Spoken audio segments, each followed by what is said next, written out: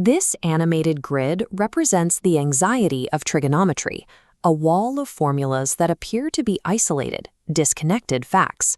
But as they collapse, you can see that every complex string of sines and secants is actually a variation of the same core relationships. They are different doors leading to the same room. We can define that room using the symbol phi as a bucket for whatever angle we are working with. Relative to that angle, we have our three basic ratios, sine, cosine, and tangent, and their reciprocal partners. These 6 fractions are the starting points for everything else on the page. Take the equation sine equals cosine times tangent. Since tangent is just sine divided by cosine, we can substitute it into the formula. The cosines cancel out, and the equation simplifies back to its core identity, sine equals sine. This substitution holds for any angle in our bucket. At 30 degrees, the product of the cosine and tangent resolves to 1/2. At 45 degrees, it results in root 2 over 2. The math remains consistent because the underlying triangle doesn't change. Every complex-looking formula is a basic triangle ratio wearing a mathematical mask. The most important identity in this ecosystem is sine squared plus cosine squared equals 1. This is the Pythagorean theorem expressed through trigonometric ratios. We can derive the rest of the square root identities directly from this line. If we divide every term by cosine squared, sine over cosine becomes tangent, and 1 over cosine becomes secant. The original identity transforms into 1 plus tangent squared equals secant squared. Repeating the process by dividing everything by sine squared reveals the cosecant identity. This simple algebraic maneuver is the reason so many formulas on the reference page involve these specific pairings. To isolate sine, we subtract cosine squared from both sides and take the square root. Try it yourself. If we know the cosine is 4/5, we can calculate that the sine must be 3/5.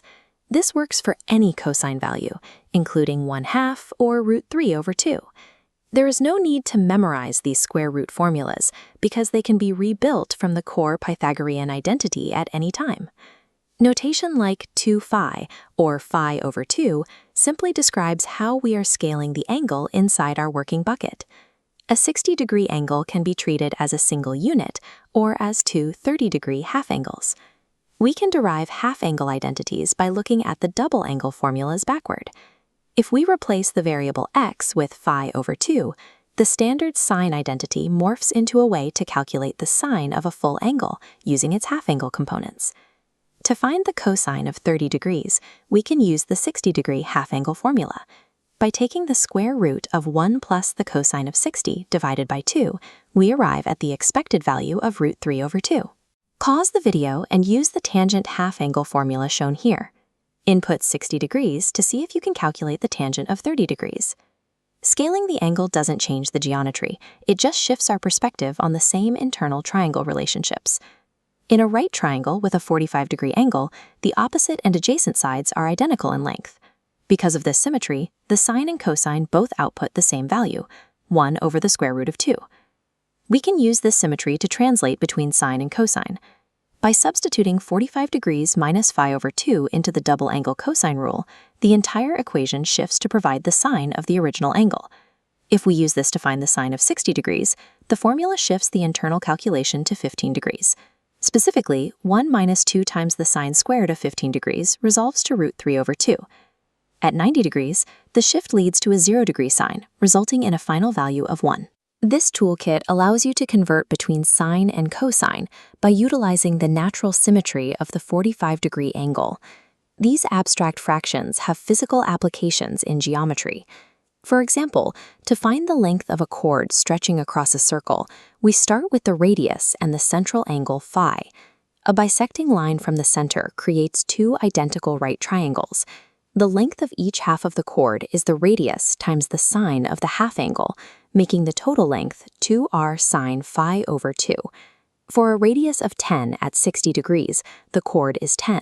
At 90 degrees with a radius of 5, it is 5 root 2.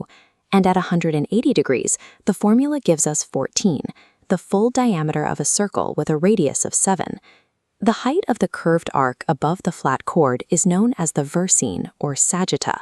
Physically, this is the radius minus the distance from the center to the chord. calculated as r times 1 minus the cosine of the half angle. When you encounter a complex fraction, treat it as a puzzle to simplify. If you break cotangent into cosine over sine, the cosines cancel, leaving you with 1 over sine, which is just cosecant. This framework shows how core ratios, Pythagorean roots, and angle scalars are all physically connected. Trigonometry is a fluid network of pathways. Once you understand how they derive from the basic triangle, you can navigate any formula on the page.